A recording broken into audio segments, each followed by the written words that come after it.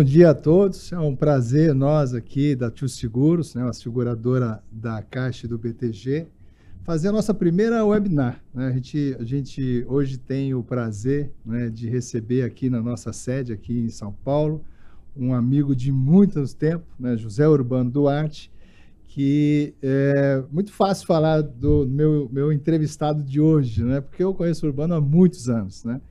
Eu posso afirmar para vocês, né, que no contexto de Caixa, né, eu tenho 39 anos de Caixa, né, então eu conheço bem a história do Urbano e não preciso de roteiro para falar um pouco sobre o que ele tem feito e que ele fez durante essa longa trajetória. O Urbano tem 34 anos de Caixa.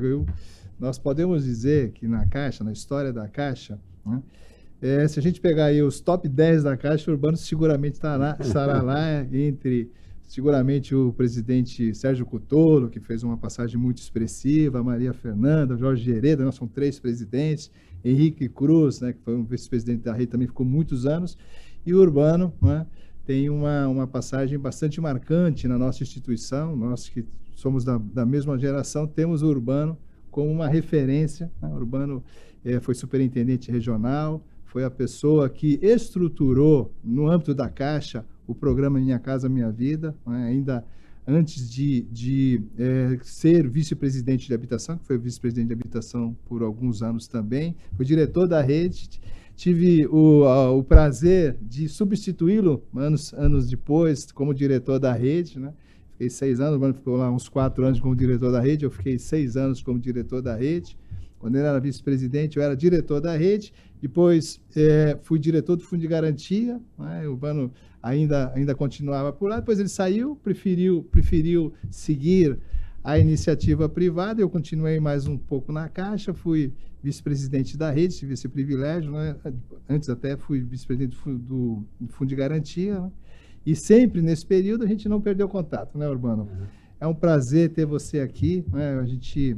Quando estava pensando em estruturar uma webinar para o nosso principal parceiro, que são os correspondentes bancários, embora aqui essa webinar é aberta também para corretores, imobiliários ou pessoas que eventualmente tenham interesse no assunto, quando fomos provocados de discutir o que seria uma webinar para falar sobre o mercado imobiliário, sobre as tendências para o ano que vem, a primeira pessoa que me veio à mente foi você, né? É um prazer receber aqui, né, na nossa sede aqui na Tio Seguros. Obrigado, Walter. Para mim também é um motivo de alegria estar aqui para falar sobre esse tema que eu acho que é bem interessante e que se relatou um pouco aí da minha trajetória na Caixa.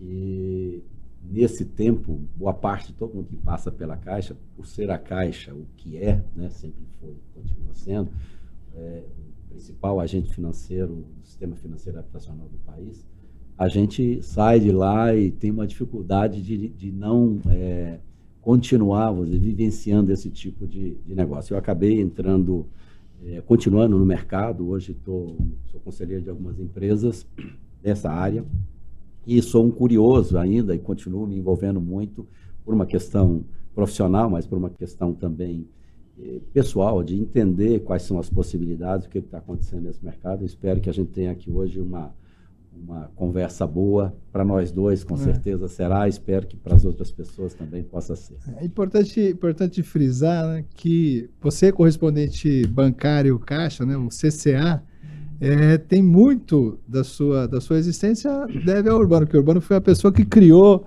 essa figura do CCA quando ele era vice-presidente da Caixa, até um pouco antes, quando começou lá a estruturar o Minha Casa Minha Vida. Ele foi o responsável pela criação do CCA, né? Depois até nós vamos falar um pouco sobre essa história do CCA no nosso bate-papo. Bem, Urbano, eu aqui, quando eu estava, né, pensando em como iniciar essa nossa webinar, eu estava discutindo, né, a habitação, ela é uma questão relevante, né, no cenário econômico, né?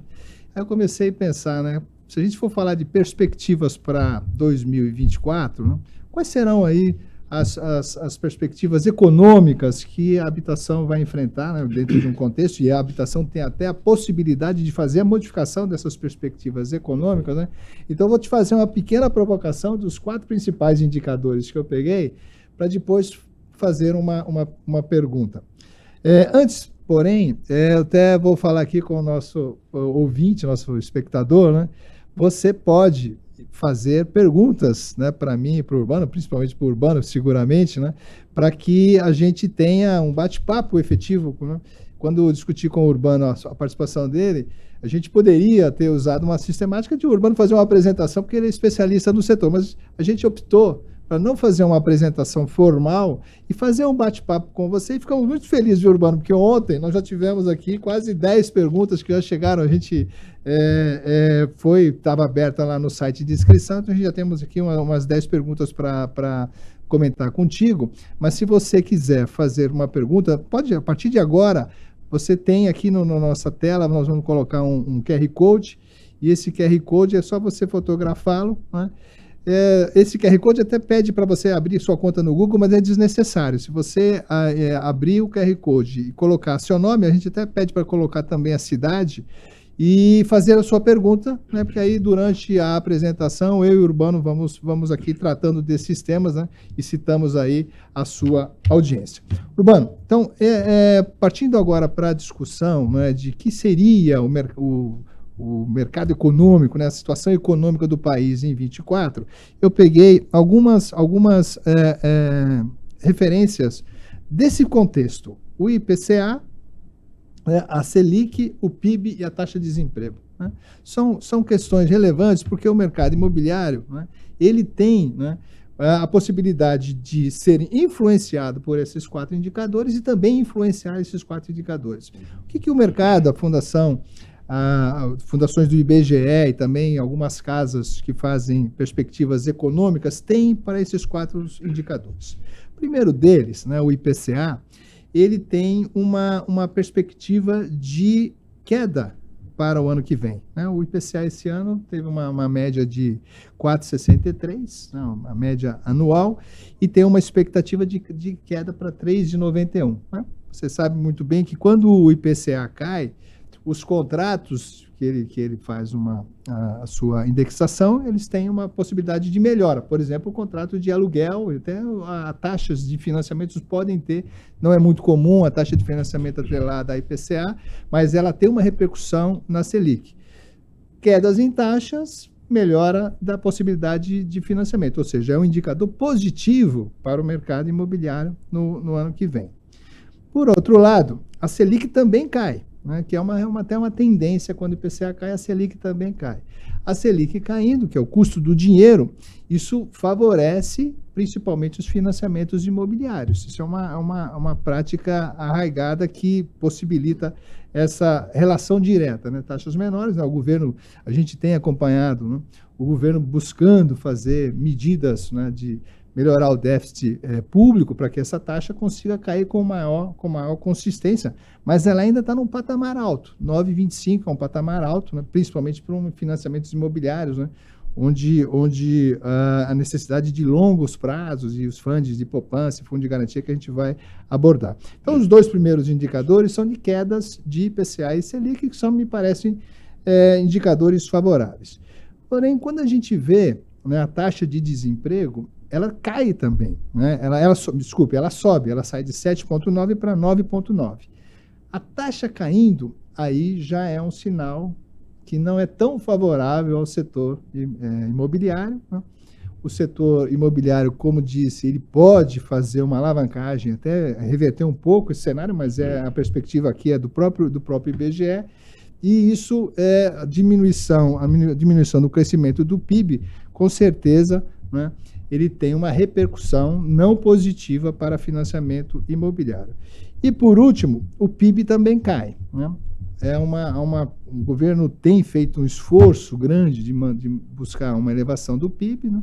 Mas há uma tendência de o PIB de 2023 ser 2,89 e o PIB do próximo ano, Produto Interno Bruto, ser de 1,5. Né? Aqui tem duas questões bastante interessantes, né? Quando o PIB cai, você tem realmente uma produção menor, né?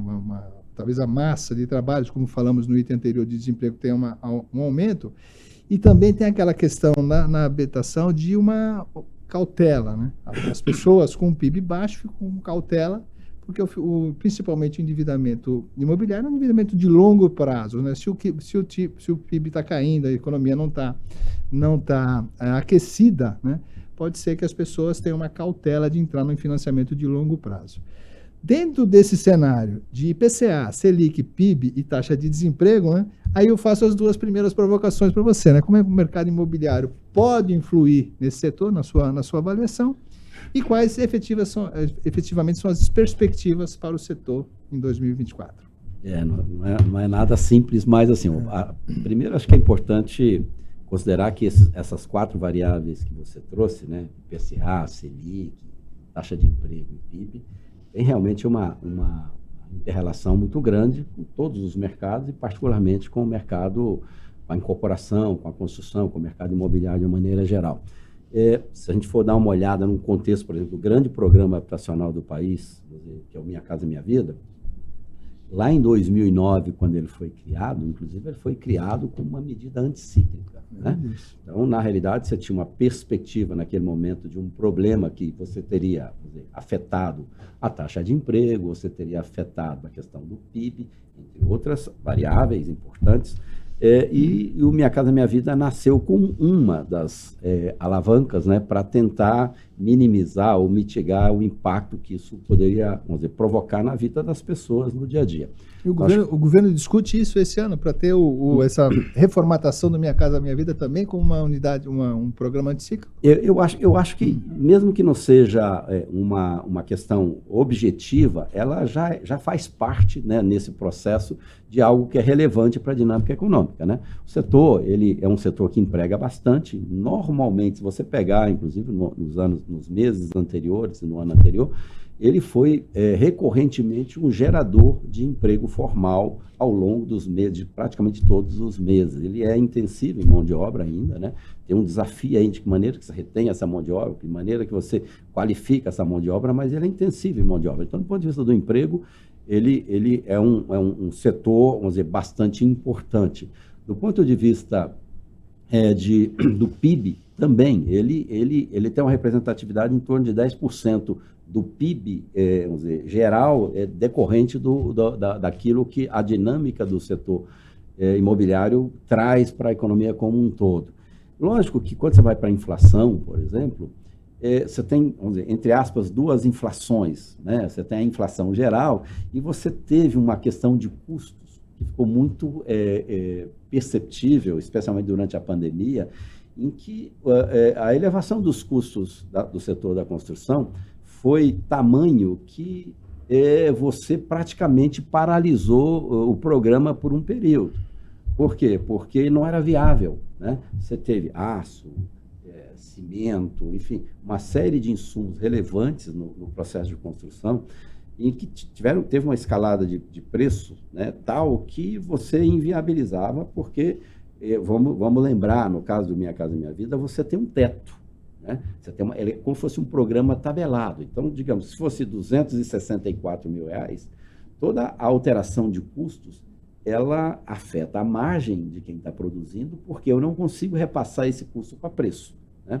Então, nesse sentido, tudo aquilo que aconteceu, especialmente aí nos últimos 2 anos, foi muito afetado por essa elevação de custos, por essa inflação própria do setor, que um conjunto de medidas, inclusive, que aconteceu especialmente nesse ano, mais particularmente em julho desse ano, e começou a vir para o mercado mesmo do ponto de vista prático a partir de agosto, reposicionou isso. Né? Então, isso, na prática, vamos dizer, todos aqueles desequilíbrios que nós tivemos durante a pandemia, neste momento, eles estão superados de alguma forma, né?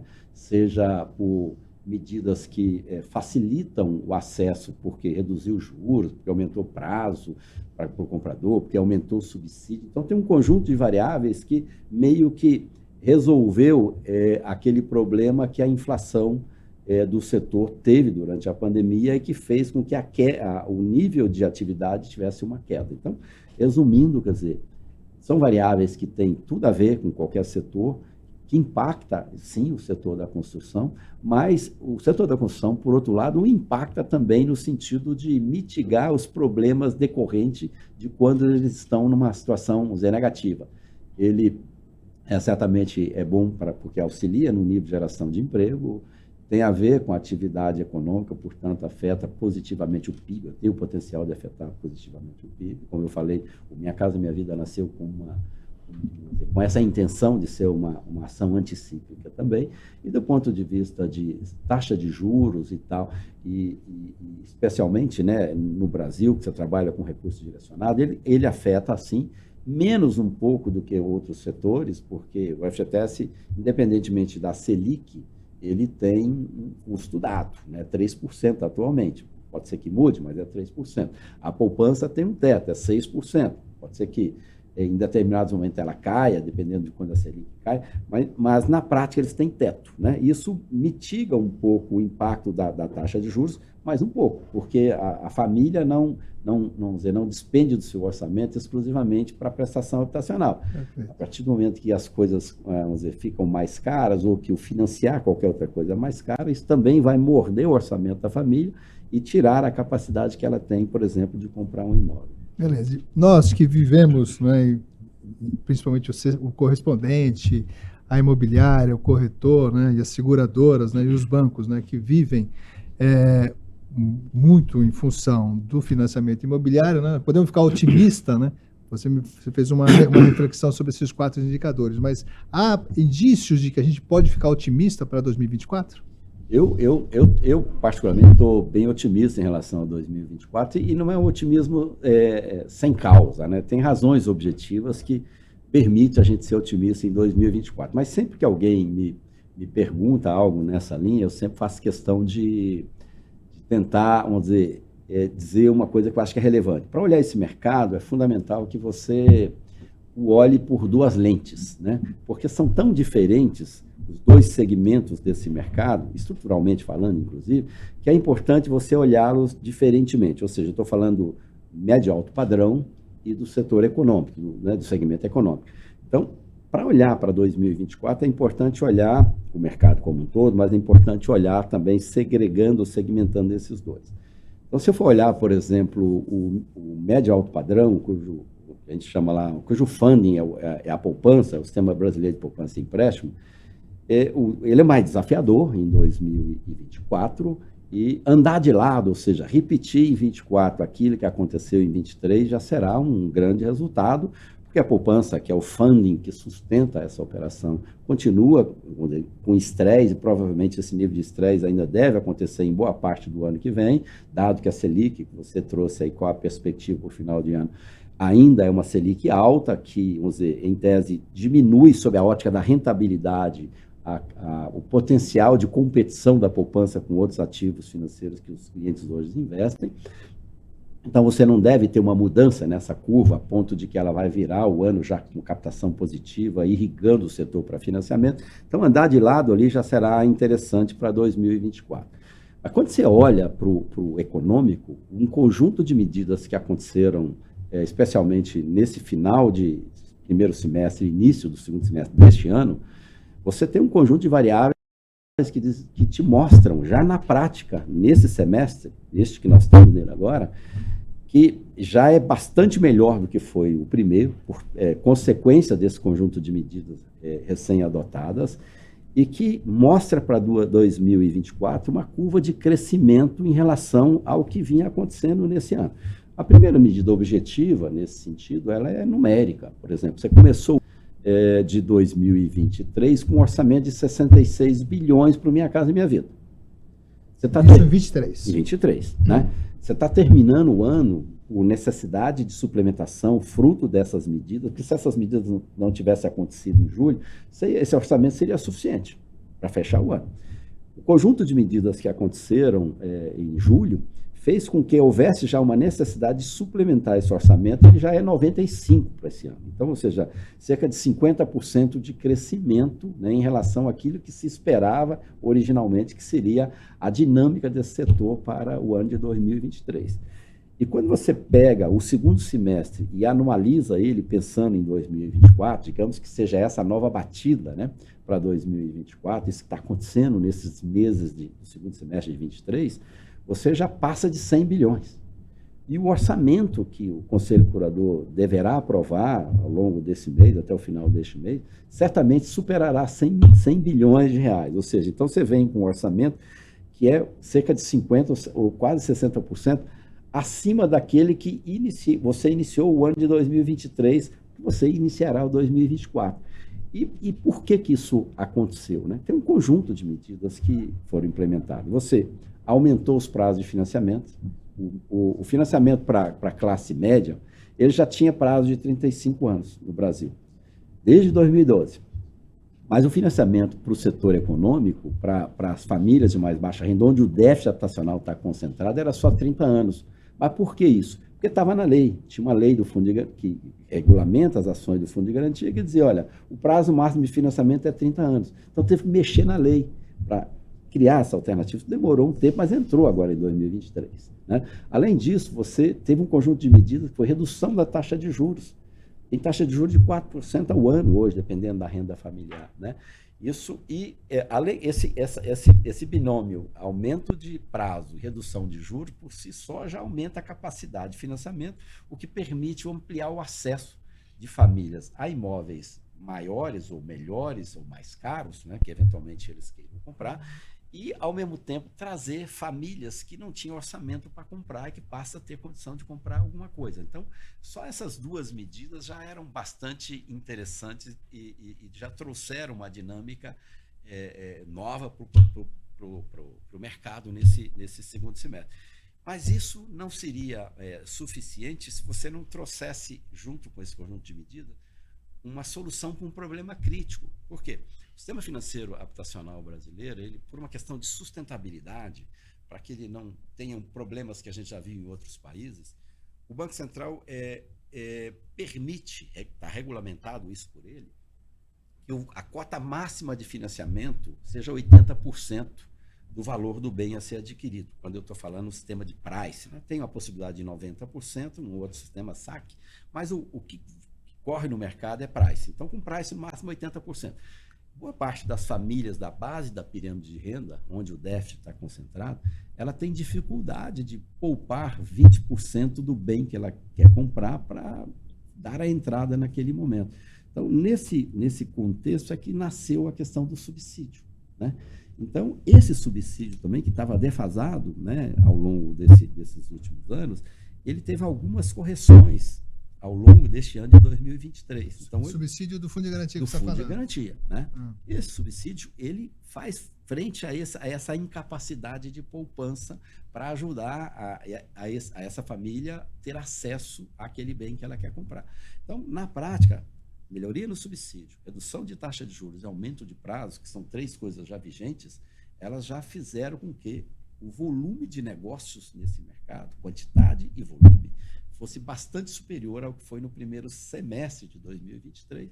E você olha para frente, 24, considerando essas novas condições, e tem algumas que ainda vão vir para entrar, ainda talvez no início de 2024, que potencializa isso ainda mais. Então, quando você olha tudo isso, a minha visão, 24 será melhor do que 23, especialmente no Minha Casa Minha Vida ou no programa, vamos dizer, de habitação do governo federal para as famílias de menor poder aquisitivo. Perfeito, Urbano.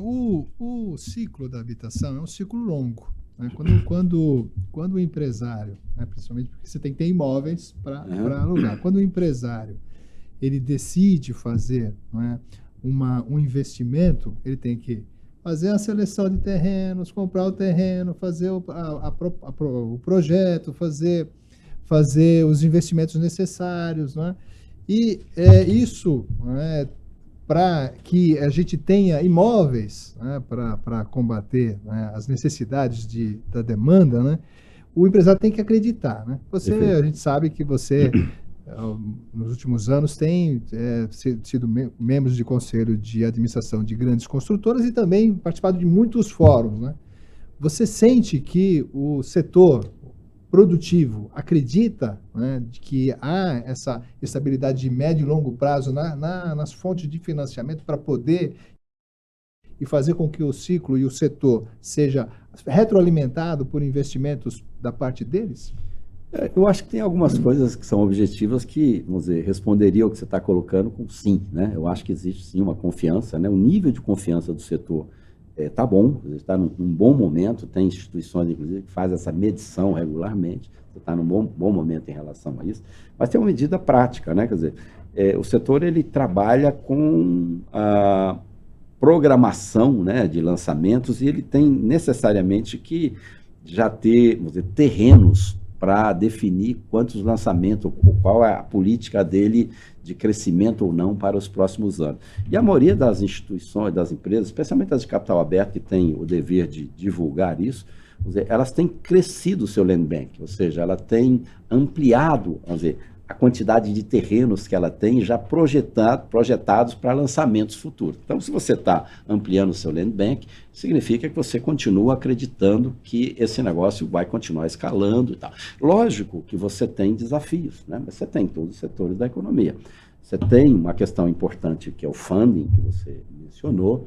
Eu acho que no caso do FGTS particularmente, quer dizer, o cuidado que o setor precisa de ter, eu acho que ele está trabalhando nesse sentido, é evitar que novas saídas, vamos dizer, extraordinárias aconteçam no Fundo de Garantia. O Fundo de Garantia é o grande fundo, né, que sustenta esse setor.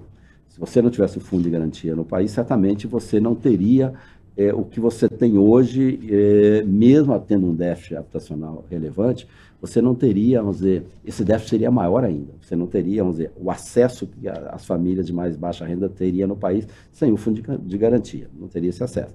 Então, eu acho que o grande desafio que você tem aqui vamos parar com esse olhar para o fundo de garantia como se o fundo de garantia fosse a galinha dos ovos de ouro. Quer dizer, a gente sabe o que aconteceu na fábula da galinha dos ovos de ouro, né, no final, que a gente não pode deixar, porque se a gente continuar, quando eu digo a gente, quem está no setor, olhar para o fundo de garantia como sendo a solução para tudo, o fundo de garantia não é a solução para tudo. Ele tem uma vocação específica para a área de habitação e preponderantemente para a área de habitação de interesse social. Eu estou falando para famílias de renda inferior a 3, 4 salários mínimos, porque é aí que o déficit habitacional está concentrado. Se você for pegar o déficit habitacional brasileiro acima de 4 salários mínimos, ele é menos de 10% do déficit habitacional brasileiro. Então, ao direcionar recursos para cá, eu estou deixando de olhar para onde está 90% do déficit habitacional brasileiro. Ok. Antes de falar do funding, uma questão que eu observei quando a gente lançou, né? Eu falo a gente porque a Caixa acaba incorporando, eu estava na Caixa, né, era um programa de governo, né, o Urbano, a Caixa era o principal agente, por muitos anos o único agente de implementação do Minha Casa Minha Vida, mas a gente percebeu nesse movimento, né, as construtoras se consolidando em grandes grupos, né? Isso é uma tendência? Esses grandes grupos dominam o mercado ou não? Como é que está isso no tocante a perspectivas de curto e médio prazo, né, no tocante à produção de imóveis? Por grandes grupos ou ainda tem pequenas e médias empresas fortes no setor? Bom, na realidade, assim, especialmente em momentos de estresse, de crise, né, você tem uma possibilidade de concentração, porque as maiores empresas, eventualmente, têm uma questão de caixa melhor solucionada, e caixa nesse setor é algo bastante relevante, né? Você tem, sim, uma possibilidade de concentração e, eventualmente, acontece, mas está longe de que essa concentração, vamos dizer, determine que haja quase que um monopólio, um oligopólio, algo nesse sentido, concentrado numa mão de uma meia dúzia de incorporadoras no país. Pelo contrário, quer dizer, se você pegar as listadas, as grandes incorporadoras do país, elas não detêm nem 20%, que já seria relevante, mas não detêm nem 20%, ou seja, os outros 80%, um pouco mais de 80%, está na mão das pequenas e médias empresas no Brasil. Minha Casa Minha Vida, em particular, ele tem uma variação, uma condição bastante interessante, que é o seguinte: ele tem uma penetração muito ampla nos municípios, ou seja, você praticamente faz unidades ou faz financiamentos habitacionais no Minha Casa Minha Vida em todos os municípios do Brasil, independentemente de ser São Paulo ou de ser a grande progressista São Gotardo, minha terra, você tem financiamentos habitacionais no Minha Casa Minha Vida lá também. Então, isso permite que empresas locais atuem no programa, empresas que atuam só naquele município, e, eventualmente, empresas que atuam, vamos dizer, nacionalmente, possam também operar o programa. Então, indo ao ponto, quer dizer, não há uma concentração a ponto de você ter nesse setor, a percepção de que isso vem acontecendo e isso é irreversível, que daqui a não sei quanto tempo uma meia dúzia vai dominar o mercado. Você tem umas questões muito importantes no Brasil, né, nesse setor, que tem o lado bom e o lado negativo disso. Mas, assim, cada município tem o seu próprio código de obras. Então, é difícil você ter alguém que atua, vamos dizer, em todos os municípios do país. Via de regra, você vai ter alguém muito forte naquele município que é local. Às vezes é até difícil alguém que opera nacional entrar em determinado município, porque ele tem que se adaptar àquela realidade dali. Então, é mais complexo essa questão. Bem, você que está nos assistindo, você pode fazer perguntas, né, através do QR Code que a gente tem disponibilizado aqui na tela. É só clicar em cima do QR Code, vai abrir um chatzinho para você fazer a pergunta. Não é necessário fazer o cadastramento no Google, como a primeira tela sugere. Vou começar então, Urbano, ainda falando sobre funding, com duas primeiras perguntas aqui. Uma delas, as duas sobre funding, né? Você estava abordando o funding, eu vou fazer. A primeira é da Marília Pereira, é uma CCA, não sei se você conhece a Marília, é uma colega, foi colega, hoje ela é sócia lá da Global, que é um CCA importante, né? Trabalhei com a Marília. Um abraço para você, Marília, é um prazer ter você aqui na nossa webinar. E a Marília, ela fala justamente sobre isso, né? Nós mostramos aqui que a Selic, né, ela até brinca, continua com seus encantos em 2024, né, remunerando acima da poupança, né, e quais seriam, eventualmente, fundos alternativos à poupança, né, um tema que se fala há muito tempo em relação a isso. E o Júnior também, CCA de Tatuí, ele fala talvez da questão mais relevante hoje no judiciário. Tem muitas questões relevantes no judiciário que podem afetar o setor imobiliário, mas a mais relevante é sobre a definição sobre a correção do fundo de garantia, né? Então, como é que você vê fundos alternativos e como seria, e quais as suas perspectivas, né? Claro que não tem como prever o que o Supremo vai decidir, mas podemos fazer em cenários, né? Se o Supremo decidir que a poupança que o fundo de garantia tem uma remuneração, por exemplo, similar à poupança ou não, né? Quais seriam os impactos, né, na economia? Eu acho que, assim, começando aí pelo primeiro, né, da Marília, em relação à questão do funding, Selic, poupança e tal, eu acho que essa é a grande pergunta, né? Assim, quais são os fundings substitutos, né? Porque na prática, se você der uma olhada, especialmente nesse mercado, não é que você tem problema com funding.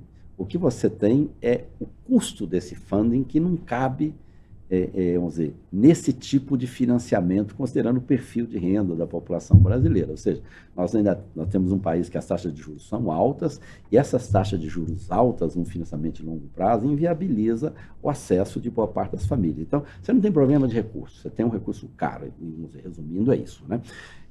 E por isso que você trabalha com os recursos direcionados. A poupança, particularmente, quer dizer, você tem uma perspectiva de que ela possa efetivamente, em 2024, começar a ter uma nova recuperação, porque ela vem no ano passado e nesse ano acumulando perdas.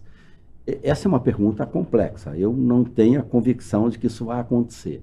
Por isso que eu acho que é importantíssimo, né, que o setor, eu tenho falado isso muito com as lideranças do setor, trazer esse tema para a pauta. O setor discute pouco essa questão de funding, porque se você olhar ao longo dos últimos anos, dos últimos 20 anos, esse não era um ponto relevante. Você não tinha um nível de estresse que permitisse você olhar para frente. Será que eu terei funding suficiente para rodar um volume de financiamentos, considerando que nesse mercado, de cada 100 imóveis lançados, mais de 90 eles são transacionados com financiamento. Então, o funding é um negócio importante. Então, não dá para a gente continuar deixando isso como algo natural. Precisa sentar com o Banco Central, que ainda tem um compulsório, tem que ver como é que isso pode ser discutido. No caso da poupança, tem 20% lá, se é possível ou não é possível fazer a liberação, mas mais do que isso, quais seriam as alternativas se eventualmente daqui 3, 4, 5 anos esse recurso chegasse no nível de estresse e você não conseguisse mais dele fazer uso para financiamento. Qual seria, num cenário hipotético desse? Então, eu acho que, acima de tudo, o setor precisa botar isso na mesa para discutir. Eu fico feliz de ver que agora começa a se discutir. Recentemente teve foi organizado aqui em São Paulo um seminário em que se discutiu exatamente essa questão de funding. Que bom. Então, eu acho que a partir do momento que o problema acontece, que as pessoas dão atenção para ele, você vai achar a solução. Tem uma pronta? Não. Ela é uma solução natural? Não. Ela talvez possa ter uma necessidade de um certo heterodoxismo para montá-la, mas tem caminhos, né? Eu acho que o principal é botar na mesa. Quando você vai para o FGTS, que é um processo mais complexo, você está lá, o STF discutindo isso, no cenário que você comentou, e aí, o que vai acontecer, né? Eu acho que, eu diria o inverso. O que não vai acontecer, na minha opinião? Independentemente do que venha ocorrer, você pode tornar um programa como Minha Casa Minha Vida mais caro, do ponto de vista do próprio governo? Sim. Né? Por quê? Porque se eu saio de 3% para 6%, por exemplo, que é a poupança, isso tem um impacto absolutamente significativo nas condições de financiamento.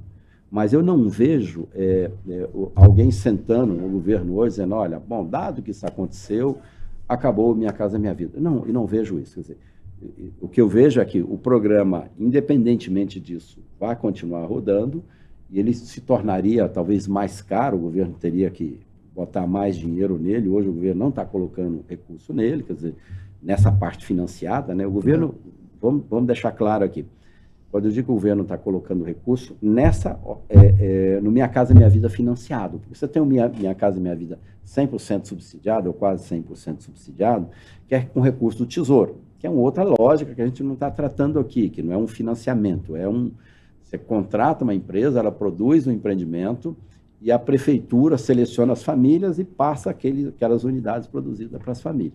Nós estamos falando aqui que uma incorporadora produz um empreendimento, alguém vende, né, o correspondente bancário prepara ali o financiamento, enfim. Nesse em particular, em que o recurso é do FGTS, o governo não coloca recurso lá hoje, o subsídio é 100% do FGTS, né? Então, nesse ambiente, talvez fosse necessário o governo, ou será necessário o governo aportar algum tipo de recurso. Mas nós ainda temos ainda um tempo, né, daqui até essa definição, tem ainda 3 votos encaminhados para a equivalência FGTS e poupança, mas ainda tem alguns votos pela frente, você provavelmente lá para março é que você vai estar com isso de novo em pauta, né? Eu, particularmente, acho que existe, que o melhor dos mundos seria você manter a remuneração e fazer o repasse de 100% dos lucros do fundo de garantia, que garante ali uma remuneração acima da inflação historicamente, né? E que você não cria nenhum ambiente de estresse para ninguém. Mas, volto a dizer, eu não acredito que você deixe de existir o Minha Casa Minha Vida porque houve uma mudança no processo de remuneração do funding FGTS que o sistema. Você lembrou uma coisa, Urbano, que quando o Minha Casa Minha Vida foi lançado lá em 2009, né, o governo entrava com a parte do subsídio direto. Né? Perfeito. E eu aproveito para perguntar, no seguinte sentido, o Fundo de Garantia hoje, bancando o subsídio integralmente, né, na tua avaliação, pelo que você tem visto de fundo de crescimento do Fundo de Garantia, ele ainda tem sustentação para mais anos pagando o subsídio integral? Eu tenho que sim, porque assim, o pessoal que cuida lá do Fundo de Garantia, vamos dizer, anualmente eles fazem uma análise, né, das perspectivas para os próximos anos e em função disso eles definem orçamentos. Por exemplo, agora em novembro, o Conselho Curador do Fundo de Garantia vai se reunir e vai definir o orçamento para 2024 e o orçamento plurianual para 25, 26 e 27, né? Nessa conta que eles fazem para definir o de 24 e os plurianuais, eles analisam uma série de fatores baseados em cenários conservadores.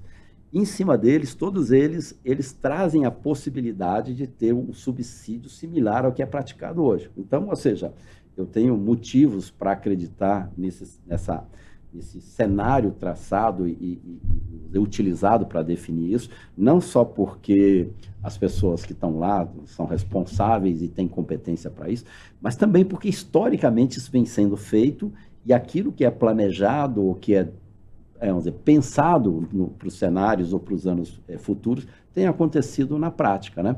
O que você não tem, que eventualmente pode afetar isso, vamos dizer, decisões fortuitas ou não recorrentes ou não tradicionais, que são os saques extraordinários. Um saque emergencial, um saque para isso, enfim.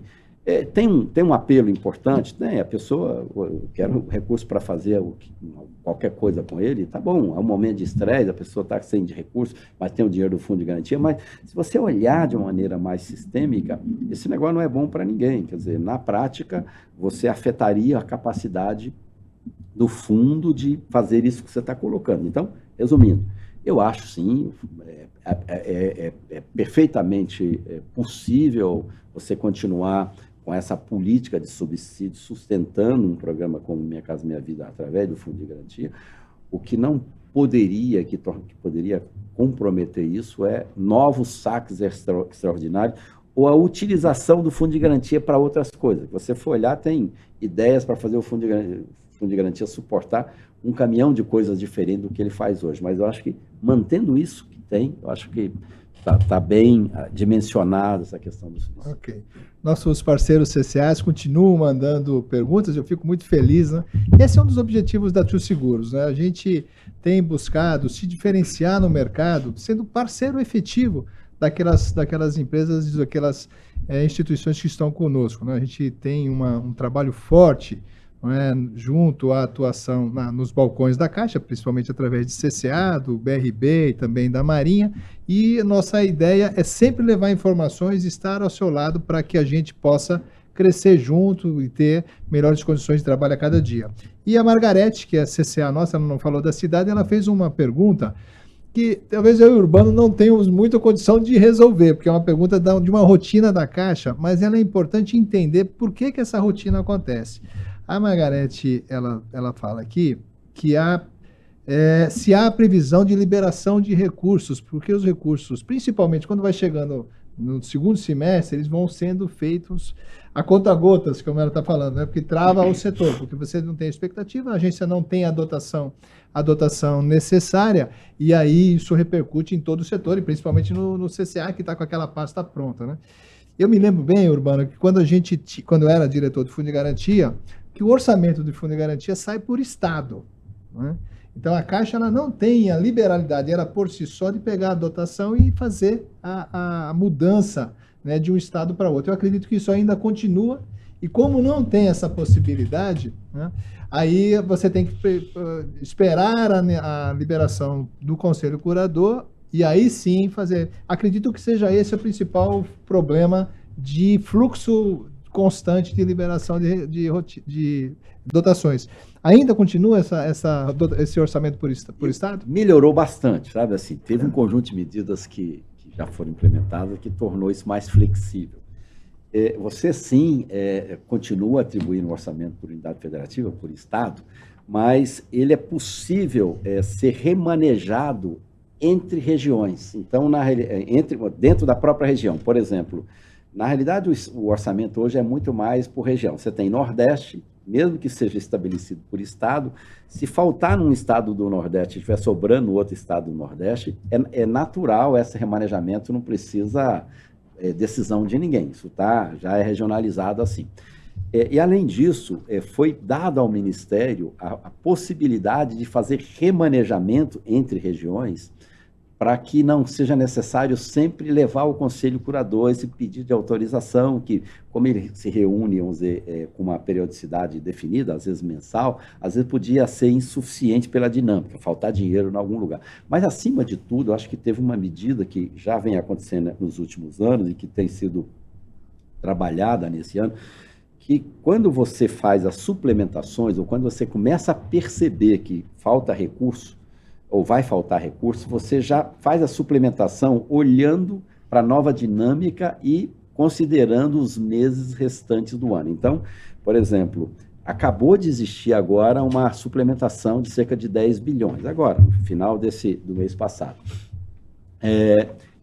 Esses 10 bilhões, eles vão ser certamente reposicionados, considerando a necessidade que a dinâmica de contratação tem atual, para cada região do país. Então, ou indo também direto para ela, assim, olha, pode acontecer, mas a frequência disso hoje acontecer é menor porque existem ferramentas que permitem você resolvê-las muito mais rápidas. Uma delas já é natural, ou seja, se faltar num estado, mas no estado da própria região a qual ele pertence, por exemplo, faltou em Santa Catarina, mas tem no Rio Grande do Sul, não vai faltar em Santa Catarina, que vai contratar normalmente dentro do orçamento daquela região sul.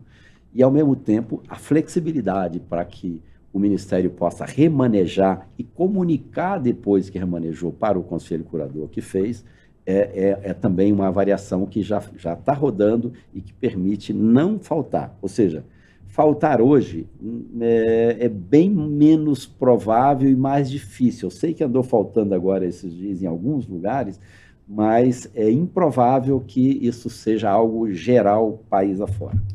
Há regiões ainda doadoras de recursos nessa questão de orçamento ou que o déficit habitacional?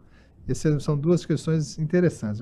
Quando eu me lembro quando fazia reuniões, na época que o Urbano comandava inicialmente o Minha Casa Minha Vida, eu era superintendente regional aqui em São Paulo. E dizia-se muito, né, que o déficit habitacional girava em torno dos 6 milhões de unidades, né? E, recentemente eu vi que o déficit está por aí, né? Está por volta, esse número nunca é um número preciso, né? O déficit, então, existe, um déficit de 6 milhões de unidades e é um déficit constante, né? Queria que você, como é que você vê a questão do déficit e se há regiões onde há uma liberação inicial de orçamento, elas são doadoras durante o ano, né? Por não ter, talvez, até empreendimentos para consumir esse recurso. Isso aí era mais crítico ainda no passado, né? Porque você tinha duas regiões no país, o Norte e o Nordeste, que recorrentemente eram doadoras de recursos para outras regiões. O que é isso na prática? As outras regiões faziam mais, lançavam mais empreendimentos, consumia mais do que o orçamento originalmente alocado para cada uma dessas unidades federativas. E aí, antes de você buscar dinheiro novo lá no orçamento do Fundo de Garantia para suplementar, se tinha dinheiro, vamos dizer, dedicado para aquele ano em outro local, sobrando em outra região, outro estado, era mais natural que você remanejasse de lá até que acabasse no total, aí você ia buscar dinheiro novo. Esse tipo de coisa era muito frequente, né? Especialmente aí em alguns anos passados, mas houve algumas mudanças, algumas melhorias nas condições. O Nordeste hoje, por exemplo, tem uma taxa de juros menor do que a taxa de juros da região Centro-Sul, por exemplo. E na prática, hoje, se você olhar o orçamento desse ano, o único que doou ainda, né, para outras regiões foi a região Norte. A região Nordeste teve, inclusive, uma suplementação adicional em relação àquela que iniciou o ano, ou seja, não que isso tenha a mesma significância que teve, vamos dizer, em termos de suplementação, a região Sudeste, a região Sul, a região Centro-Oeste, que, vamos dizer, tiveram suplementações maiores, mas o Nordeste, por exemplo, que perdia ou que repassava regularmente, deixou de repassar nesse ano. Isso é uma notícia interessante e boa, fruto de um conjunto de medidas, vamos dizer, adotadas que levou a essa consequência positiva, né? Então, esse é o primeiro ponto em relação à questão do remanejamento. E do ponto de vista, se para o ano a outra colocação que você fez? Do déficit que não cai, né? Ele fica sempre nos 6 milhões. A gente precisa olhar o déficit sob algumas condições, né? Quando a gente fala déficit habitacional, às vezes vem na cabeça de quem está ouvindo na outra ponta, olha, o déficit habitacional é falta de casa, né? E não é necessariamente falta de moradia, quer dizer, para você ter uma noção, pouco mais de 50% do déficit habitacional, desses 6 milhões que você mencionou, na realidade é fruto daquilo que você chama ônus excessivo com aluguel. O que significa isso? É quando o valor do aluguel ultrapassa 30% da renda familiar. Então, se o aluguel da família é 30% acima da renda familiar, essa família compõe esse déficit. Então, esse negócio ele tem uma variação, né? Se há uma perda de renda, eventualmente a pessoa não estava no déficit, pode entrar no déficit, né? E o contrário também, houve uma melhoria, né? Uma ascensão social, do ponto de vista de renda, saiu do déficit, mas ele continuou no mesmo local, nem mudou, mas ele saiu do déficit ou entrou no déficit. Na prática, essa questão, além de ter isso, tem coabitação, tem habitação precária, E o que a gente tem visto, né? Além disso, quer dizer, de locação, ônibus excessivo com locação, você tem as questões sociais normais, né? Você tem casamento, descasamento, o filho que cresceu, quer sair de casa. Então, é uma dinâmica natural. Tem estudos aí que mostram que, naturalmente, você gera uma necessidade de 1 milhão de moradias anualmente no país. Então, em tese, se você produzisse menos do que isso, você estaria aumentando o déficit, né? Não dá para dizer que você produz menos ou mais do que isso necessariamente, porque no Brasil você tem o controle ou a informação daquilo que é regularmente produzido, mas tem muita coisa que é feita de maneira informal e que resolve o problema da moradia de alguma maneira, né? Se não for precária, aquela construção, mas você não traz isso para dentro de imediato para estatísticas, então é difícil você dimensionar. Eu aproveito aqui uma pergunta feita pelo Renan, né, nosso parceiro, e você pode continuar fazendo perguntas através aí do QR Code que nós temos disponibilizado durante todo o nosso webinar. O Renan pergunta, existem algumas áreas geográficas que estão emergindo como os pontos quentes para investimento imobiliário? Como é que você está vendo? Porque existe um desnível do déficit habitacional, você está sentindo o setor construtivo investir em mais algumas áreas ou tem demanda por todo o país? Olha, eu acho que você tem duas coisas nisso aí, né, que é bem interessante essa colocação dele, que assim, a primeira, você tem um déficit, né, importante já instalado, praticamente no país inteiro, que pode deixar as pessoas muito concentradas naquela situação e deixar de olhar outras regiões onde essa demanda ou esse déficit está se ampliando. Você pega uma região centro-oeste, por exemplo, que é vamos dizer, um novo vetor de crescimento no país, né, em que você percebe claramente municípios que cresceram muito nos últimos 20 anos. Né? Quando você vai no Mato Grosso, você tem um conjunto de municípios grandes que praticamente dobrou a população em 20 anos. Um movimento dessa natureza, ele não acontece sem afetar o mercado imobiliário, né? Não é um crescimento inercial, vegetativo, não, é um crescimento fruto de uma migração importante. Então, sim, e eu acho que hoje as empresas têm olhado isso também, onde é que esse mercado, aí olhando do ponto de vista mercadológico, estrito sensu, né? Onde é que esse mercado está mais propenso vamos dizer, a gerar oportunidades, e tem muitas fazendo isso. Eu acho que você tem uma interiorização no país também, que é um outro dado que o censo trouxe, né? E que por si só também conversa com essa questão. Ou seja, sim, você tem oportunidades e necessidades em todas as cidades do país, aqui São Paulo, enfim, enorme, Rio, Belo Horizonte, mas você tem também hoje uma interiorização que traz esse problema do déficit também para pequenos e médios municípios do país, especialmente em algumas regiões onde a economia tem experimentado um crescimento maior, e tem algumas regiões do país que tem acontecido isso. Bem, na sua primeira resposta, você falou que tinha algumas novidades que estão sendo preparadas, a gente foi devagando, e eu vou trazer agora, porque tenho aqui já duas perguntas sobre Minha Casa Minha Vida, do Lucas Teixeira. Ele pergunta se a expansão do Minha Casa Minha Vida a trabalhadores com renda informal, né, pode acontecer, vale a pena o empresário e também o CCA trabalhar esse público, e como a ampliação do valor do teto do Minha Casa Minha Vida pode influenciar o setor da construção civil e a economia de maneira mais ampla. Essa pergunta, a segunda pergunta, é da Heloísa Duarte. Então, Lucas Teixeira e Heloísa Duarte falam sobre Minha Casa Minha Vida, e eventualmente aí você pode aproveitar e retomar as eventuais modificações e novidades que vêm aí para o início do ano. Bom, é verdade, ou seja, essa questão de novas perspectivas já foram aprovadas, né, tanto na lei de relançamento do Minha Casa Minha Vida, quanto discussões no próprio Conselho Curador do Fundo de Garantia. Eu destacaria duas delas que eu acho que são bem interessantes e que uma delas, vamos dizer, está já na pauta de todo mundo, talvez por isso tenha sido motivada a questão dela, que é o FGTS Futuro, né? O FGTS Futuro, o que é o FGTS Futuro? É a possibilidade de uma pessoa que tem uma renda formal, de além de utilizar a renda dela propriamente dita para, vamos dizer, assumir um financiamento habitacional, ela poder utilizar o FGTS, né? que vai cair na conta dela. Então, na prática é o seguinte, vamos dar um exemplo concreto, né? O que é esse FGTS Futuro? Digamos que uma família ganha R$2.000. Hoje, o comprometimento de renda médio aí que os agentes financeiros, Caixa, os agentes financeiros utilizam em price é 25%, vamos botar aqui 25%, tá? Então, ele poderia assumir uma prestação de R$500. Okay. R$500 permite ele tomar um financiamento de X. Um exemplo, sem fazer conta aqui, tá? Só sem precisão, só a título de exemplo. Digamos que esses R$500 permitisse ele comprar um imóvel de R$160 mil, né, em 35 anos. Tá.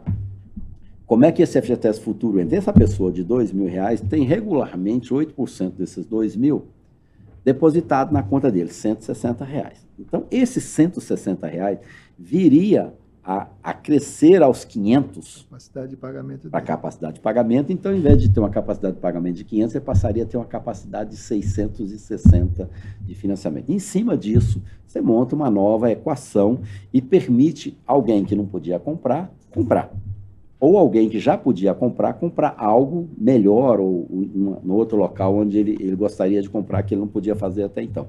Então, essa medida ela está em discussão, né, no governo, na Caixa, os setores que representam, as entidades que representam o setor. Então, eu acho que ela talvez seja a principal delas, ou seja, ela permite você, umas contas, vamos dizer, que se faz por aí, ampliar a capacidade de pagamento em torno de 20%. Então, se a pessoa podia comprar um imóvel de 200, vai poder comprar de 240. Em média, estou colocando cenários, né, porque isso ainda não está fechado, é uma discussão que está em curso, né? A gente imagina, todo o setor está imaginando que isso vai sair esse ano para entrar já em 2024, isso já está aprovado há algum tempo, e ela é a principal medida de ampliação, vamos dizer, de acessibilidade, ela vai permitir famílias de menor renda, inclusive, ter acesso ao que não tinha, né?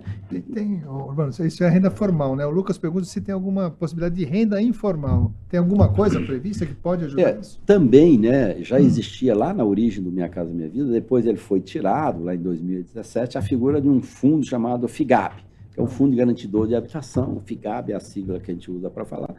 Ele foi criado com a intenção de cobrir momentaneamente perda de renda de uma família, né? Ou seja, então, eu perdi meu emprego, eu podia recorrer ao FIGAB e falar, olha, FIGAB, eu estou aqui desempregado, está aqui, eu perdi minha renda, e esse FIGAB fazia frente à prestação por um período de até 6 meses, que era a regra. Esse negócio deixou de existir, as contratações, a partir de 2018, deixou de ser com o FIGAB, mas foi retomada a possibilidade agora, e além de ser retomado, foi incluída uma outra alternativa, que eu acho que é bastante interessante, que eu defendo ela bastante. O FIGAB, se você pegar a medida provisória, que já foi sancionada, ele permite você cobrir o risco da carteira. Cobrir o risco da carteira significa o seguinte, um exemplo aqui, e isso conversa com a renda informal, porque a pessoa tem-se, eu não sei se isso é absolutamente verdade, eu tenho algumas dúvidas sobre isso, que a renda informal ela é mais propensa à inadimplência. Eu acho que às vezes as pessoas misturam uma renda informal com uma renda irregular, né? A pessoa não tinha aquela renda e por ser informal foi lá e falou, eu ganho X. Aí sim, se eu estou falando que ganho mais do que eu ganho e assumir um compromisso a partir dessa premissa, a chance de que isso na prática vire inadimplência é verdadeira. Agora, a renda formal correta, eu tenho a sensação de que ela é mais estável do ponto de vista de adimplência do que até a própria renda formal, tá? Porque na renda formal você perde o emprego, eventualmente você pode ter ali alguma dificuldade para se reposicionar, e na renda informal, eventualmente você já tem aquilo, você pode ter uma perda momentânea por uma questão de saúde e tal, mas também na outra você acaba tendo. Então, eu acho que essa questão do seguro, voltando ao FIGAB, a pretensão que se tem agora, pelo menos no setor, é discutir assim, que ele permita que seja mais tranquilamente reconhecida a renda informal e que é um contingente importante da população brasileira que está nessa renda informal, que hoje tem mais dificuldade ao financiamento, porque nessa medida que protege a carteira, o FIGAB ele não só suplementaria a perda de renda momentânea do mutuário, do financiamento, mas a perda do que o banco precificou e que nessa precificação, a hora que aconteceu na prática, foi maior o resultado do que aquilo que ele estava esperando. Só que numa condição como essa, ou seja, eu precifiquei lá que eu tenho uma perda de 100, tive 110, o FIGAB me cobre os 10, mas diz para você assim, ô banco, você tem um período X, digamos, 2 anos, 3 anos, para você resolver isso, renegociar com aquelas pessoas que estão ali nessa inadimplência que transbordou o que você esperava, renegociar, incorporar, enfim, ou eventualmente, se for necessário, fazer uma execução. Você tem uma alienação fiduciária que permite esse processo muito mais rápido do que era lá na época da hipoteca, e retoma esse bem, revende esse bem, que agora, inclusive, tem 50% de subsídio, mesmo sendo já um imóvel usado, nesse caso, ele pode revender dentro do Minha Casa Minha Vida com subsídio, e resolve o seu problema e me devolve o dinheiro para o fundo. Então, ou seja, é um negócio continuado. Ele entra, suporta aquele momento do estresse, dá tempo para o agente financeiro negociar isso, e depois que o agente financeiro negociar, ele devolve para o fundo para que ele possa fazer frente em outro momento. Todo mundo continua com as mesmas responsabilidades, o mutuário de pagar, o banco de cobrar e negociar, e o FIGAB de suportar um momento em que essa coisa fugiu até que ela volte para a normalidade. Ok.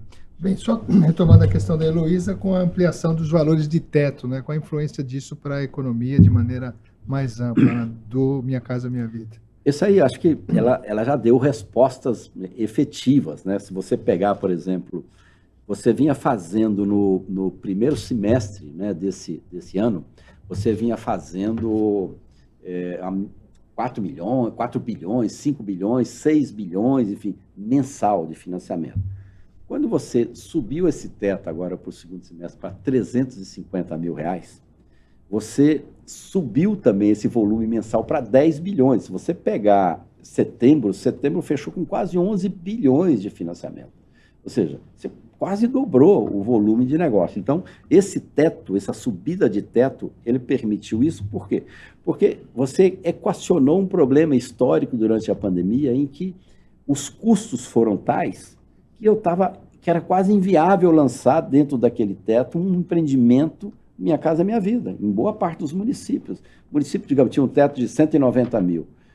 Com os custos, não ficava de pé essa operação. Com essa nova possibilidade, com essa atualização, voltou a ficar de pé. Você já teve mais lançamentos e vai ter mais lançamentos em 24, fruto disso, né? Porque você foi para 350 mil. Mas tem mais uma outra variável. Como acima de 264 mil era tudo SBPE. Então, o que o setor, ao chegar uns 350, que foi medido agora para esse semestre, tinha muita coisa que estava dentro do SBPE e poupança, com estresse, perda de captação, foi naturalmente caído, levado para dentro do Minha Casa Minha Vida. Então, você tinha muita coisa que estava dentro do SBPE que virou Minha Casa Minha Vida naturalmente.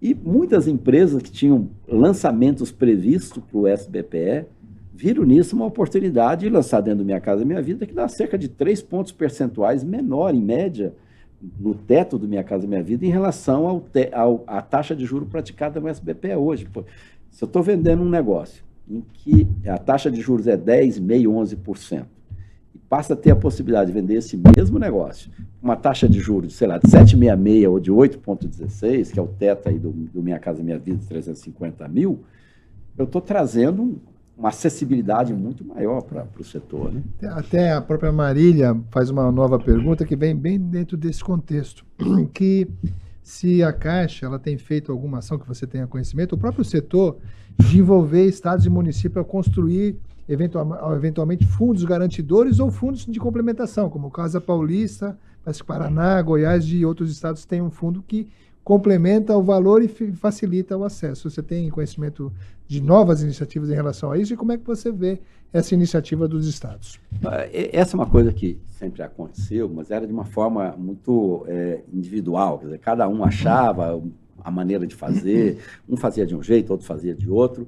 E agora, em outubro, acho que dia 3 ou 5 de outubro desse ano, o Ministério das Cidades publicou uma portaria que tem a ver com uma nova vertente do Minha Casa Minha Vida, que eu chamei Minha Casa Minha Vida Cidades, que é parcerias. Como é que é isso? Na prática, ele está ali dando um padrão, uma regulamentação mais padronizada, para que os municípios brasileiros e os estados possam, vamos dizer, se envolver ou participar do Minha Casa Minha Vida, criando facilidades que ampliem a acessibilidade. Então, sim, já existe uma situação nessa linha que antes já acontecia meio esporádica, e ela agora está institucionalizada. Se acredita, especialmente em 2024, que muitos municípios, a gente já vem vendo isso acontecer ao longo desse ano de 23, de municípios criarem programas que complementa o Minha Casa Minha Vida. Por exemplo, você tem no Pernambuco, vou lembrar alguns que eu conheço, no Pernambuco, você tem aqui em São Paulo, você tem no Mato Grosso, você tem em Goiás, enfim, tem alguns estados que já têm programa nos estados, mas tem municípios também com programas em que, via de regra, qual é o ponto que eles atacam? Aquela parte da poupança que a família não consegue ter para dar a entrada. Se ele consegue lá, digamos, num imóvel de 100, se ele consegue 70 de financiamento, esses programas eles têm entrado para tentar resolver os 30, que ali não tem o recurso, né? Então, sim, e a partir viu, Marília, a partir de outubro, isso está institucionalizado, tem uma portaria aí do Ministério das Cidades que regulamenta isso, e recentemente eu estive conversando com algumas pessoas e que mencionaram que as próprias prefeituras, no ano que vem um ano eleitoral em âmbito municipal, né? Eles têm alguma restrição, então se forem fazer, tem que fazer mais rápido isso. Eu tenho visto algum movimento já importante interiorizando isso, dado que agora você tem uma certa regulamentação que facilita, do ponto de vista de colar essa política municipal de habitação à política nacional, vamos dizer, dentro do próprio Minha Casa Minha Vida. Tá, eu não posso perder a oportunidade de vender meu peixe aqui, porque um aspecto importante, o Urbano sabe disso, é o tamanho da prestação, né? Principalmente nas famílias de mais baixa renda, o tamanho da prestação ele é influenciador do valor que a família tem condição de tirar o financiamento. E o seguro habitacional, que é obrigatório em todos os contratos, ele tem um poder, 3,3% do financiamento é seguro, né? E a TIU, ela tem uma política de preço, não que a gente faça uma política de agressão a preço de concorrente, mas a gente tem uma política de preço menor, né, principalmente nos fundos de garantia, e a gente tem viabilizado. Então, a gente sempre fala, todo o nosso pessoal da rede, nosso time da Priscila, né, que é a nossa coordenadora nacional, que cuida de todos os nossos executivos, sempre a gente fala que os executivos orientem os nossos correspondentes parceiros a sempre fazer. Nós, obviamente, somos uma empresa da Caixa e do BTG, a gente não tem por que exigir e pedir que você, por ser da Caixa, faça o seguro com a gente, mas sempre a gente pede para você fazer a simulação e escolher a melhor alternativa para o cliente, né? Nós temos certeza que, em muitos casos, a TIU Seguros é uma melhor alternativa, uma boa alternativa para o nosso cliente. Urbano, ainda dentro do Minha Casa Minha Vida ou da Habitação Popular, João Natal, da 2S Assessoria, Natal também é um ex-empregado, um amigo querido, trabalhei com ele aqui em São Paulo já, era meu gerente regional aqui quando eu era superintendente, há muitos anos atrás, né, Natal, na SR Guarulhos, ou zona oeste de São Paulo. Urbano, você acredita que iniciativas sociais para a construção de imóveis podem decolar nos próximos anos? Por exemplo, retrofit, reutilização de imóveis em áreas centrais, né? Sempre é um tema que existe uma quantidade de imóveis muito grandes, né, que poderiam influenciar no aproveitamento e na redução do déficit habitacional. Você acredita nesses programas? Sabemos as dificuldades que é fazer um retrofit, né? Como é que você vê essa questão?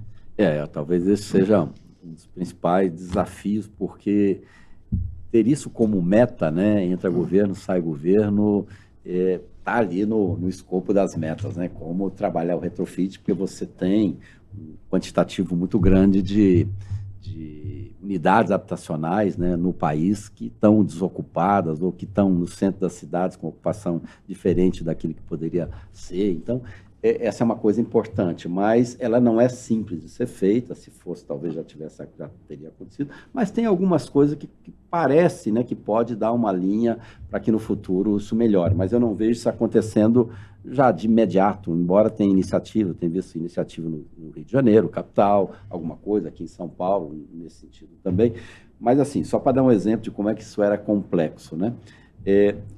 Às vezes um prédio desse foi feito, sei lá, 30 anos atrás. Há 30 anos atrás, você tinha no Código de Obra do município, você tinha um conjunto de regras que permitia ser feito daquele jeito. Mas, vamos dizer, eu podia fazer um prédio de 10 andares com um elevador. Agora não pode mais. Digamos que fosse isso, né? Agora, por 10 andares, tem que ser 2 elevadores.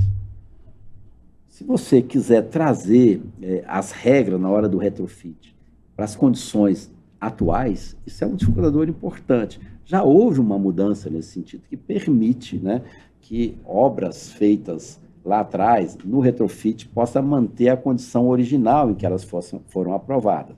Mas a gente tem que lembrar que, no Brasil, né, a responsabilidade ou a autoridade que se tem na questão de obras é do município. Então, cada município tem o seu próprio, né? Então, talvez esse seja um ponto importante. Outro ponto importante é que você não tem ainda empresas em quantidade suficiente para escalar isso, porque quem opera, especialmente em habitação de interesse social, ele precisa de um certo padrão para viabilizar custos, né? Precisa ter um certo padrão para ter uma certa repetição, porque esse é um grande desafio do setor. O setor, embora ele seja uma indústria, ele é uma indústria só até na primeira página. Na hora que você vira a segunda página, ele tem pouco de indústria, né? Ele não é um processo...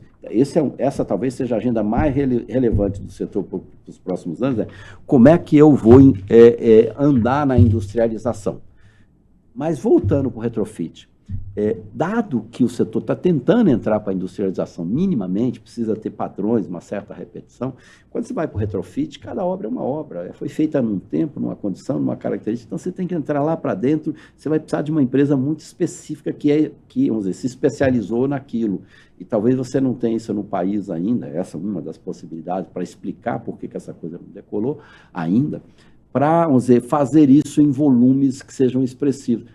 É absolutamente importante, tem que estar na agenda, né, como está de novo na agenda, né, e tem que eu acho que enquanto estiver na agenda tem uma possibilidade que se ache soluções, mas ainda na minha cabeça não tem uma condição instalada suficiente para você apostar nisso como uma grande vertente de crescimento de oferta habitacional para os próximos anos.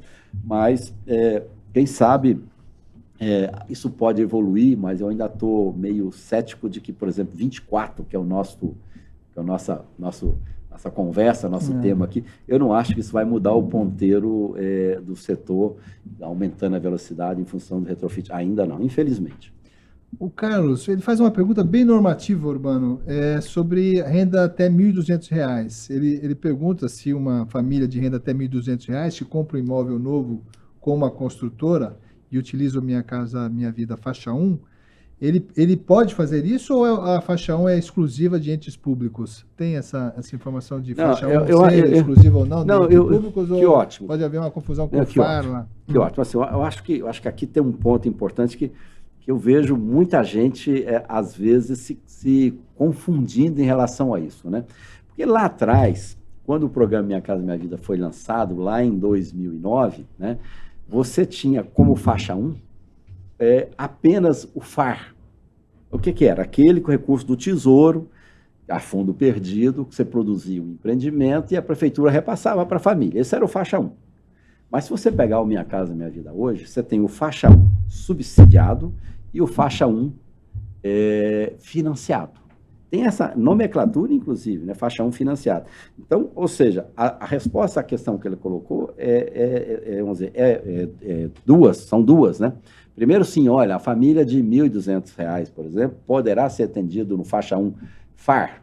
Pode, está dentro do programa, até um salário mínimo, perfeito. Inclusive, o governo está divulgando hoje a primeira, está previsto, né, uma solenidade lá em Brasília, da primeira seleção de faixa 1 FAR, ou seja, com recurso do Tesouro, do Minha Casa Minha Vida, cerca de 100 mil unidades. Essas 100 mil unidades, essa pessoa de 1.200, essa família de 1.200, poderá ser atendida? Poderá, sim, vai se inscrever na prefeitura, a prefeitura vai selecionar de acordo com os critérios definidos pelo Ministério da Cidade e os critérios do próprio município, e vai apresentar, quando aquela unidade for feita, aquelas famílias para serem as ocupantes e as proprietárias delas, né?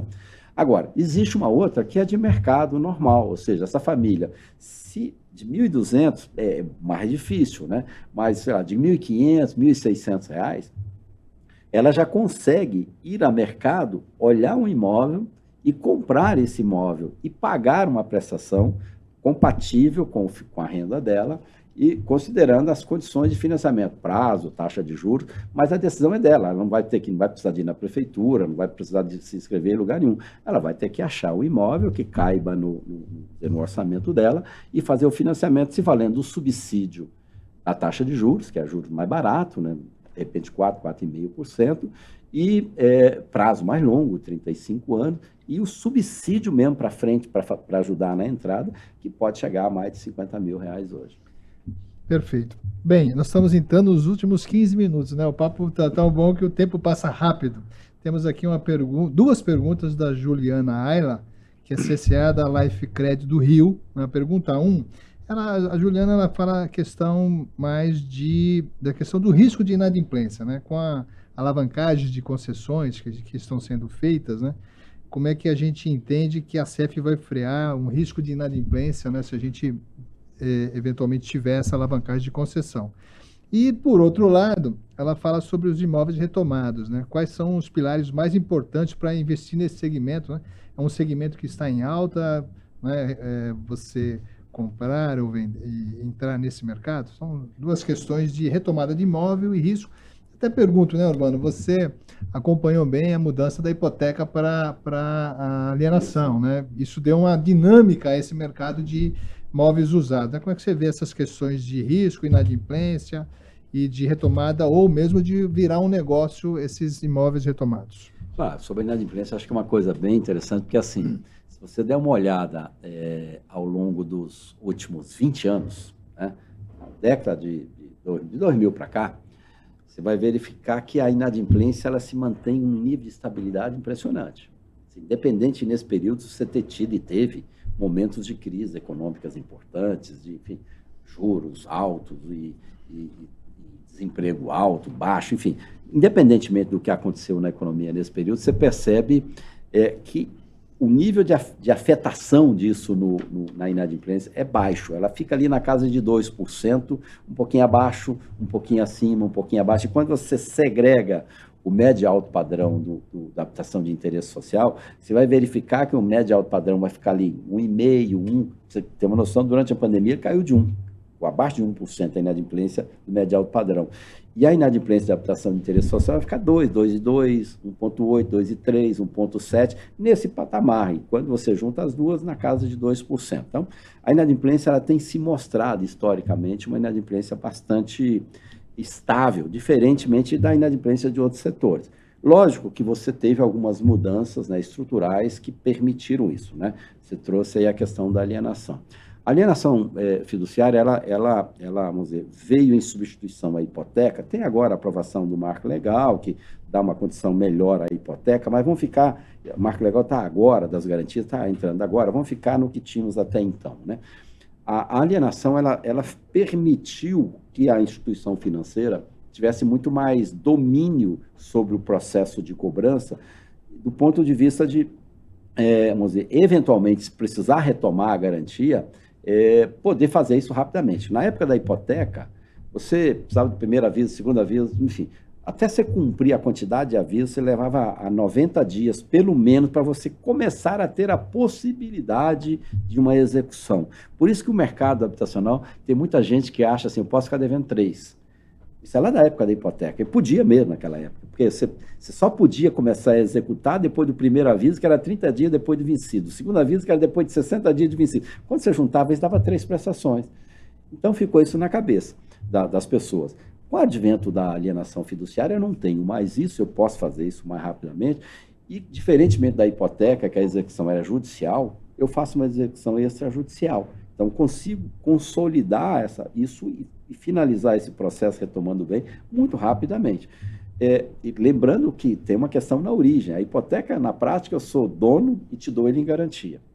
A alienação, não. Eu só serei dono quando eu terminar de pagar, então eu não sou dono. Então, tem umas figuras jurídicas e legais que mudam esses dois instrumentos e que, se você der uma olhada, na época da hipoteca, a inadimplência era tranquilo. No meu tempo de caixa, há 30 anos atrás, cheguei a pegar inadimplência de 10%, né? 12%. Então, Depois que saiu da hipoteca e veio para a alienação, ela está na casa de 2%. Se você pegar o histórico de 2020 para cá, você vai verificar isso. Então, eu não tenho receio em relação à inadimplência, porque os bancos também melhoraram bastante o seu sistema de avaliação de risco. Muitas vezes, as pessoas na ponta, né, quem está lá na imobiliária, fica mais chateado, porque não aprovou tudo aquilo que queria.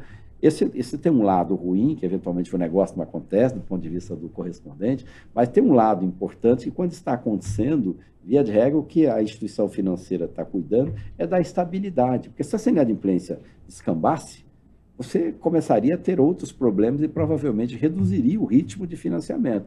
Se ela está sob controle, significa que eu estou considerando variáveis adequadas, mantendo a inadimplência dentro daquilo que eu, agente financeiro, esperava, e, consequentemente, eu tenho estabilidade no processo de contratação. E se a gente der uma olhada, isso não está afetando o volume de negócio do mercado. Por quê? Você vem batendo recordes de contratação, tanto no médio alto padrão, quanto na habitação de interesse social. Seguramente, em 2024, na habitação de interesse social, você vai fazer, em termos de volume e em termos de quantidade, os maiores números da história de habitação de interesse social no país. Basta olhar qual é o orçamento que nós estamos terminando esse ano, que é o maior deles, 95 bilhões, e ele certamente é piso para aquilo que nós vamos ter em 2024, que deve superar esses 95. Eu tenho a sensação, pelas conversas que eu tenho ouvido dentro do setor, que esse orçamento deve subir de 100 bilhões. Então, é muito recurso, e isso graças à sustentabilidade, e a inadimplência é uma variável relevante nesse sentido. Mas então você não acredita num mercado aquecido, esse boom aí de mercado de se retomar, comprar imóveis retomados, não, pela tendência, é esses 2% que... Você tem uma situação, você chama lá bens não de uso, né? O Banco Central traz essa informação lá. O Banco Central tem uma página sobre o mercado imobiliário bastante interessante, né? E com informações que eu acho que são bastante úteis para a gente analisar o mercado de uma maneira geral. Você tem lá de bens não de uso. Ele teve um crescimento importante durante a pandemia, inclusive por uma razão legal. A gente não pode deixar de lembrar que, durante a pandemia, você teve a proibição das ações de despejo. Essa proibição, ela, de uma certa forma, dialoga com a questão da retomada. Por que eu vou retomar se eu não posso pegar o imóvel de volta? É melhor deixar a pessoa ali, tentar negociar com essa pessoa por um determinado período, para ver se eu consigo resolver o problema. Deu-se pausas durante aquele momento, né? Mas, durante esse período, você teve uma escalada importante, você tem, sim, um volume importante de imóveis adjudicados no mercado, mas, assim, eu não vejo isso como um problema, e acho que, provavelmente, né, e se eu tivesse uma das pontas, né, desse negócio, eu olharia, sim, com uma atenção. Eu vi essa semana, por acaso, né, pelo menos eu vi lá em Minas, não sei se é nacional, a Caixa abrindo um credenciamento para venda de imóveis adjudicados. Né? Então, assim, se eles estão fazendo isso, provavelmente eles estão olhando, eu tenho um estoque aqui e eu vou colocar isso no mercado. Acho que o momento é adequado, porque você tem orçamento para isso, você pode dar subsídio para o comprador que vai financiar aquele imóvel novamente, que foi fruto de uma retomada pelo agente financeiro. Então, eu acho que é bom ficar atento, eu acho que pode ter oportunidade aí. Urbano, temos 5 perguntas ali, vamos tentar responder as 5 aqui no ping-pong. Né? A Odete Bueno, ela traz aqui uma questão para nós dois, principalmente, né, importante, né? Como é que foi a implantação desse canal correspondente bancário, Caixa, né, em 2009? O que mudou nesse setor? O que o pessoal tem que ficar atento, né? Porque é um mercado, um ente importante na cadeia produtiva da Caixa. Então ela pergunta como é que foi essa implementação. E eu até faço uma segunda pergunta, né? A gente viu aqui vários ex-empregados, né, que a gente conhece, né? Pode ser que tenha mais, a gente não citou todos, né? Que entraram para essa perspectiva de ser correspondente bancário. Né? Era essa a ideia quando você estruturou aí o conceito do CCA? Como é que foi isso lá em 2009? Eu vou dizer assim, olha, o CCA, assim, ele nasceu de uma questão muito simples, né? Eu era meio crítico em relação à maneira que ocorria a questão do financiamento e da venda do imóvel, né?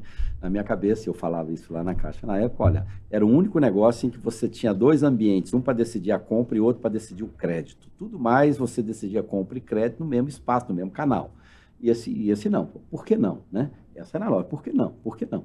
Então, em cima disso, você, quando viu Minha Casa Minha Vida, passou a ser necessário criar uma alternativa às agências da Caixa naquela época, porque o volume ia ser muito expressivo num curto espaço de tempo. Estava em 2009, você ia fazer 1 milhão como meta até o final de 2010, isso era 4, 5 vezes aquilo que você fazia regularmente. Se você fizesse isso nas agências, esse negócio não ia rodar, de repente, adequadamente. Aí veio essa ideia de juntar no mesmo lugar e me chamaram para botar esse negócio para rodar. Mas quando a gente começou a botar isso para rodar, a ideia é que isso fosse um canal auxiliar, né? O que ele virou foi o principal canal, né, do mercado hoje. Todas as instituições financeiras têm esse canal como um canal bastante relevante, né, para financiamento imobiliário. Ele é o principal deles. O que eu acho é que, com o tempo, né, ele foi assumindo essa importância porque os correspondentes têm mais flexibilidade para trazer mais gente, se a demanda estiver ampliada. Então, ele se estrutura melhor e mais facilmente do que, eventualmente, por exemplo, a própria Caixa, porque teria que fazer concurso público, tem um processo mais complexo para trazer pessoas. E o correspondente, essa flutuação, ela pode navegar melhor com a demanda, né, e sendo maior ou menor conforme a necessidade. Eu acho que isso ajudou a explicar por que ele tem essa relevância, e acho que ele hoje, pelo volume e a quantidade de correspondentes que você tem no Brasil, o que precisa cada vez mais é algo absolutamente natural. Se você tem uma competição maior e fazendo uma coisa que é muito parecida, que é o financiamento habitacional do ponto de vista operacional, né, qual a qualidade que eu faço esse atendimento? Qual é a experiência que o cliente tem?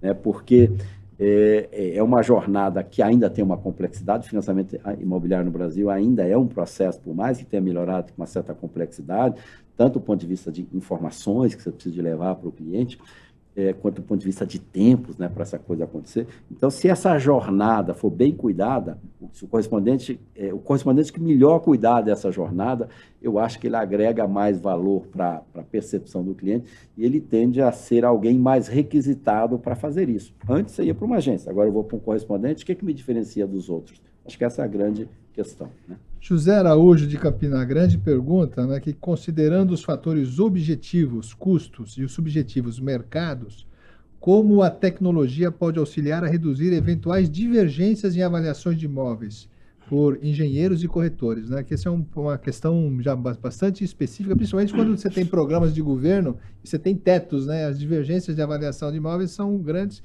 e ele pergunta se a gente acredita, ou você acredita, que a tecnologia vai diminuir essa questão. Acho que a primeira questão nisso é que até pouco tempo atrás, muito pouco tempo atrás, não era permitida essa possibilidade de você se valer de sistemas, né, para poder fazer a avaliação de imóvel. Isso é uma coisa recente. O Banco Central não permitia isso, você tinha que ter uma regra em que você fazia o que era convencional. O engenheiro vai lá, olha o empreendimento, baseado em um conjunto de fatores que a própria instituição financeira trazia, ele fazia ali, tinha um modelo, não é uma coisa que o cara tira da orelha, né? Assim, tinha um modelo que ele seguia para chegar naquela avaliação, mas lógico que isso permite uma certa flexibilidade, ou uma certa variação, né? A palavra mais correta, e eventualmente a pessoa achar que deveria ser 10 e era 8, né?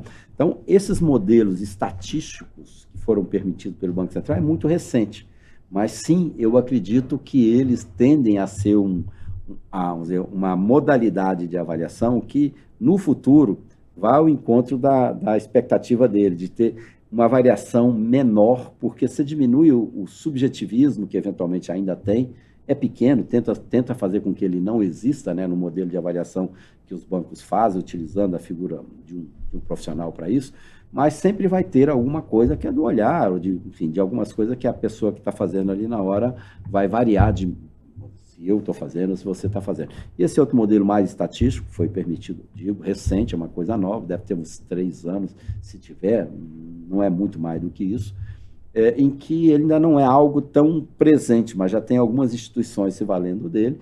Acho que na medida que ele for andando, você começa a caminhar para esse nível mais próximo do que ele está falando de variação. As últimas 3 perguntas são de temas que a gente até falou, mas eu vou só fazer para você fazê-las para que você possa fazer um comentário. Mauro Souza, ele pergunta se existem estratégias ou setores específicos dentro do mercado imobiliário que podem ser mais resilientes ou mais afetados durante um eventual período de recessão. Olha, vamos direto nisso aí, rapidinho. Assim, já tem um exemplo concreto disso, né? Você pega 2015, 2016, 2017, que o setor passou por um momento de crise. Se você olhar o Minha Casa Minha Vida nesse período, ele foi resiliente, ele não caiu. As condições se mantiveram iguais e apesar das condições externas, da economia estar em recessão, enfim, todos os problemas que a gente teve naqueles anos, você não afetou isso. Então, eu acho que a habitação de interesse social, por razões óbvias, você tinha um recurso mais tradicional, o depósito que cai lá no FGTS é compulsório, não depende de eu ter poupança, disponibilidade para poupar ou não, né? Você tinha uma questão de taxa de juros mais baixas, você tinha subsídio, então isso tudo junto ajuda a você ter esse amparo para que a coisa não tenha que cair, e você tem um déficit enorme, o maior déficit está nessa faixa do extrato social, né? Perfeito. Sérgio Vigini, da Global Credit de Campo Grande, pergunta que se, havendo a equiparação, a remuneração do FGTS com o do poupança, tema que você também já abordou, se isso não irá deixar o financiamento da casa própria com recursos do fundo de garantia mais caro para a população de baixa e média renda. Você já disse que, eventualmente, isso pode acontecer se o governo não entrar com um subsídio. Eu, particularmente, assim, acho que pode acontecer, sim, né? Mas eu vejo que, na prática, é improvável que não se ache uma solução, eventualmente, se, por acaso, à medida que eu gostaria que acontecesse, que eu acho que é mais adequado, de manter, vamos dizer, as condições atuais e se valer da distribuição do lucro como a forma de acrescentar remuneração adicional ao cotista. E Francisco Nertan, da NG Corretora, ele diz aqui que acaba de sair uma notícia no G1, onde a taxa de desemprego caiu para 7,7%. Isto certamente traz um alívio e, paralelamente, uma projeção de crescimento nos financiamentos imobiliários.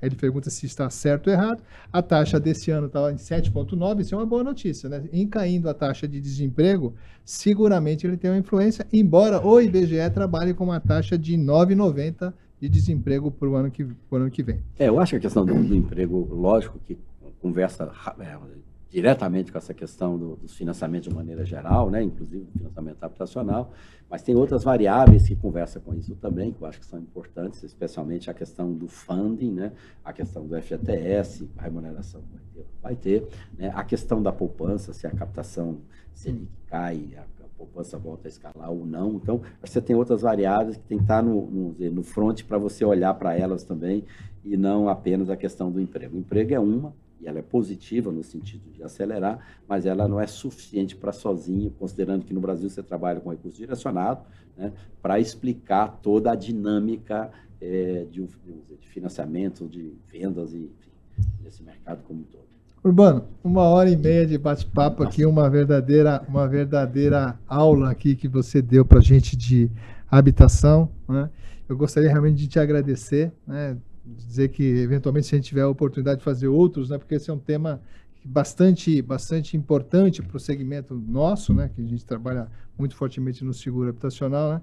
Abra um minutinho para você se despedir aqui do nosso pessoal. Agradeço aí a todas as perguntas que foram enviadas e com uma participação bastante expressiva. Por favor.